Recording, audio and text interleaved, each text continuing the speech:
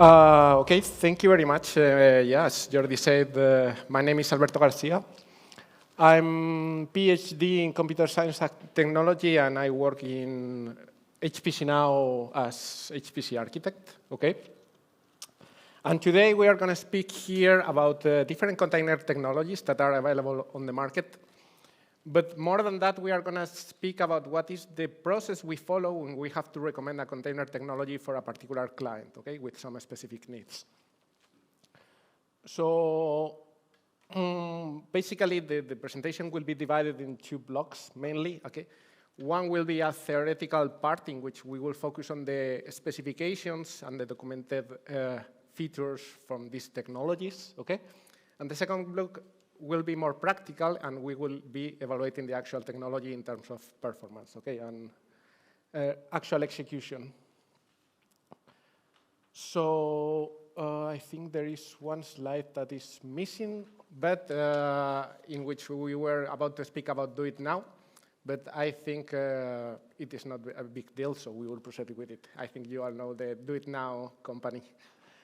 Okay, so typical container project, okay? And I have lived this from both sides, okay? I have lived it from the client side, but as well from the provider side. And usually in this kind of clients, let's say an HPC center, an research institute, something like that, okay? We have one person that is responsible for it, and they decide that it is about time to catch up and say, we are gonna have containers in our HPC center for our users, okay? And you put all the stakeholders together in a room, and you throw it, okay? Let's implement the containers, and you have a variety of different feedbacks and emotions running in the room, okay? Usually the users, the user representative, the user community, they are thrilled because finally they're gonna have containers, okay? And they are gonna be able to use in the HPC center what they are already using at their homes and their laptops since long time ago, okay? So the users are usually like very happy. You have the security officer that it says, wait, what? Containers, are we sure about that? We cannot use Docker, okay? Because security is like always very conservative, and they are very skeptical about containers, and for Docker is usually a no, straight away. You have, for instance, the financial guy saying, how much money is going to cost me? We have some other guys maybe in the room, what is containers? I don't know what is that, okay? So you have a lot different of feedbacks, and you have to take all of them in consideration because each one of these stakeholders can say just, can have a veto on the whole container project, okay?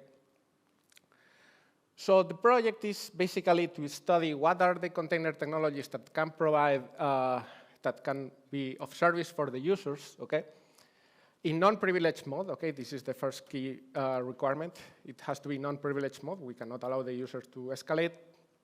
It has to be performance, as it cannot be other way in HPC, okay? And then you have a different catalog of platforms in the ecosystems that they are gonna be necessary to integrate with, okay? For instance, we have CI/CD pipelines, we may have software factories, X-Ray, Artifactory, a whole catalog of services that it may be necessary to take part in this, okay? So what we do usually is to survey the different technologies, okay? And analyze them in terms of the actual use cases of the client, okay? We implement one prototype, maybe two, in order to provide an evaluation of these use cases. And finally, we look for this third part in which we are more advanced system, maybe for the users, okay? It can be a continuous integrated chain, maybe Kubernetes use cases, and so on and so on. So what are those use cases? Okay, we have to start ourselves asking questions about how are these containers going to be used, okay? Where the images are going to be stored, okay? Are the users going to share images? Can they not? Okay, is additional infrastructure required? It is a whole set of questions that we have to ask, and we have to iterate over them, okay? For the image creation, who and when are going to create the images, okay? Are the images created elsewhere? Are the images created locally? It is a whole different set of requirements depending on this kind of answers, okay? How are we going to execute the containers in the cluster? Those are the more typical questions. Let's say, how are we going to be integrating the parallel file system, the high-performance network, accelerators, so on? These are more typical questions with more straightforward answers. Not easy, but at least straightforward. And what are the extra use cases? Do we need as well to implement Kubernetes for some service orchestration? Do we have to share the same technology for the HPC part and for the orchestration part? Do we have a batch system on the orchestration part? It's a whole cocktail of different requirements, and we have to consider all of them, okay? That was from the functional point of view, but from the security point of view, we have as well a whole plethora of different questions, okay? What is the security architecture of the solution, okay? The security officers are mostly focused on these kind of things, okay? Is it a root-owned daemon? Then usually we do not get any good feedback. If it's a set of setuid bit binaries, the solution is based on setuid binaries, you receive skeptical looks. It is a full and privileged mode. Okay, that is very good. But then the features, okay, the functionalities available by this tool will be affected as well. Okay? And not only on the point of view of the architecture, but also on the security analysis, what is the quality of the code of the tool, it is well supported, and so on and so on, okay? Other different aspects that are more and more important these days are whether this is the OCI implementation. Can we interoperate with this tool with different other systems like OCI registries, like different providers, public containers, catalogs, and so on, okay? And what is the type of license? What is the type of support? Is there community activity that can help us if we do not have official support, okay? So a lot of aspects that we have to consider, okay? So with this in mind, okay, once we have exchanged with our client, we need to start surveying the market of what are the technologies that we can at least analyze in order to provide these functionalities, okay? So for a particular client, okay, we did this in 2022, okay? And we came up with 5 different candidates, okay? We have Docker, Podman, Singularity, Obtainer, and Sarus, okay? And we say, okay, with these 5, let's conduct our analysis and let's check whether this fits or not. So we have Docker here. The Docker, it is almost clear that it's not going to be able to be deployed on an HPC cluster. But it is still the reference for all the container technologies, okay? So we have to include it just, let's say, as the baseline, okay? Even if it's going to be rejected, we have to talk about it. Okay, the Docker is, as we know, is a root-owned daemon, okay? Users are not allowed to manipulate the Docker daemon because they can escalate very easily, so we cannot give access to the users, direct access to the user to the Docker daemon. And then Docker relies on a set of functionalities, okay, the kernel namespace. It is a very powerful tool, okay, but it is not adapted to the HPC part, okay? We have to consider that.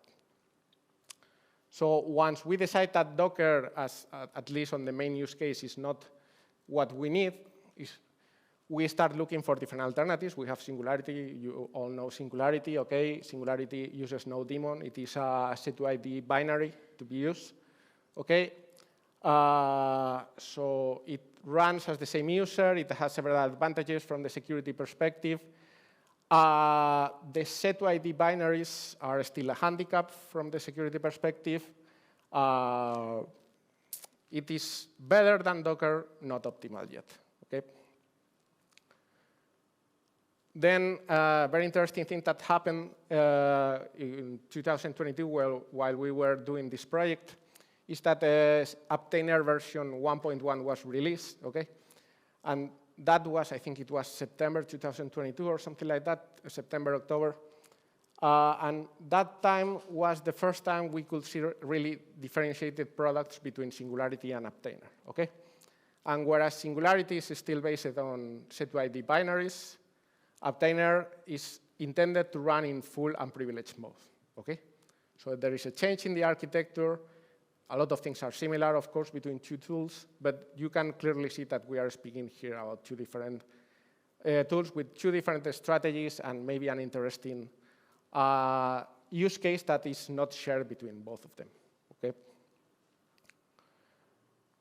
And then we have Sarus, okay, that is implemented and maintained by CSCS. It is a different approach, okay, very interesting.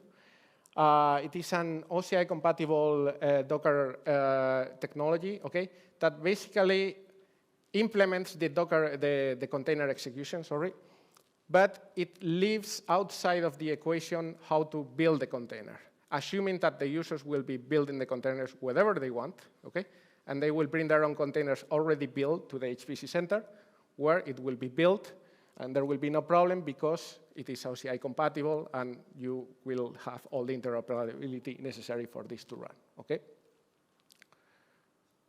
Finally, we have Podman, okay? Podman is the alternative provided by Red Hat to replace Docker. It is not intended to be run as root, okay? It is an fork and exec model, so it's the whole Podman process that becomes the container, let's say. It's total rootless in principle, but there are some limitations. And when you really need to do some advanced things, Podman starts becoming more and more complicated, okay? But that being said, Podman has a lot of development effort behind, okay? And I'm sure they will catch up, okay? I'm sure they will catch up because they have a lot of human power behind, and they are advancing very quickly. So, of course, this is an oversimplification. We really check all the deep technical aspects, but in principle, we have four or five technologies, okay, in which we can decide where we have a general purpose trend as opposed to an HPC-specific technology, okay? And you have two technologies that are very well established, very mature, ongoing for a lot of years, whereas you have technologies that are emerging. They are very interesting, but they lack maybe human power, they lack maturity. So all in all, this has to be translated to the client, and let's say, okay, what would you prefer, okay? So this is from the theoretical point of view. From the practical point of view, okay, now we have spoken about the technologies. Let's take them and analyze them, okay? And for this specific project, we choose three technologies, okay? We have Sarus, we have Obtainer, and we have Podman. And because we did not have all the time in the universe, we decided, okay, let's provide a full evaluation of Sarus. Let's provide a reasonable evaluation of Obtainer, and let's try to make Podman work with the time constraints that we have, okay? So we installed and deployed we installed each technology, okay? We tested it in Red Hat 7 and 8. Okay, I will go fast because we don't have much time in this part. We used a Hydro application, okay? It's an MPI application that is used for benchmarking compilers and MPI libraries, okay? And we containerized as well the application using mpitch and OpenMPI, okay? We tried to implement a catalog of different conditions in which the containers, in which the application should be run. So we proceeded to the installation of Sarus, okay? Sarus was kind of easy installation to make it work at first, but then if you want to really take the full power of the tool, you have to go to the low level. You have to find all the hardware devices. You have to find all the dependencies on the libraries. And if you really want to use the power of the tool, you really have to implement the hooks, okay, that allows you to take the power of the native infrastructure that is available, okay? So that we did, okay? We launched our jobs with Sarus, okay? Well, as all the container technologies in this case, we do a pull, and after we do the run, okay? And we consider the pull as part of the execution time, okay? And this was what we got in our first set of tests, okay? We have here a comparison of native application against Singularity and Sarus, okay? We find that the native Intel MPI with Slurm integration, we could not beat that, okay? But we found that Sarus and Singularity, both under different Intel MPI, MPICH, and OpenMPI MPI libraries were like very competitive, okay? So we continued, and we executed as well an evaluation of Apptainer, okay? Apptainer exec the Singularity image and the application and so on, okay? We converted the image to the Singularity format. We did the same for Podman as well, okay? We installed Podman. The installation of Podman was a little bit more difficult. Compiling Podman from the source is complicated. So we tried to deploy straight away from the RPM, and well, I think the best summary of this slide is that the execution life for Podman is somehow complicated. And we can see on the final results of all technologies, okay, that whereas the execution times are comparable, let's say, for the different technologies, Intel MPI, the native implementation, Singularity, Apptainer, Sarus, for Podman, we could not make it work, okay? But the other technologies are somehow comparable, okay? So we can go to the client and say, these are the results. What are your performance constraints? Is this acceptable? Okay, let's discuss, okay? So the conclusions for this second block, okay? We have that no single technology covers all use cases. We ended up recommending to our client the use of Sarus for the short term, okay, because it was easy and powerful, very HPC specific. We decided that Apptainer will be the best candidate for the long term once Apptainer has implemented and improved a little bit the OCI compatibility. We found that Apptainer was not well integrated with some of the additional platforms our client had. For instance, there was some issues running Artifactory. It is very important when we speak about container technologies to have the latest kernels. Okay, there is a huge difference between having a not so new kernel and one of the newest kernels. And for good or for bad, we have to do this every time there is a new client because the container landscape is evolving very, very fast. Okay, so what it was valid 6 months ago, it may have changed now. Okay. And the last slide, this is recognizing a little bit the shortcomings of this work because, as I said, we have a limited time and limited effort put on the project. One thing that is not here is that it's clear that we have to scale out these tests, okay? And the bigger the system, the most meaningful will be the tests done in order to compare scalability, bottlenecks, problems with the technology, and so on. We had on our pending list to make it work the MPI hook for Sarus. Okay, that was very interesting, but due to the difference with the network on our client, it was, I think, it was an omnipath network. We were able to make it work, but we were not able to achieve the same performance as the native implementation. So there is some work there to continue. The disastrous result that we got with Podman, I don't think they are acceptable, nor I think the Podman people will think that. So I think we have to work a little bit more on Podman to achieve a competitive performance. We have to understand a little bit better the slight variations between, it was 1 second variation up and down, but it is better to understand what is happening there and why, provided that basically those are similar codes to maybe 80%. And finally, we use a CPU-bound application, okay? Use it in order to use it to evaluate MPI libraries and compilers.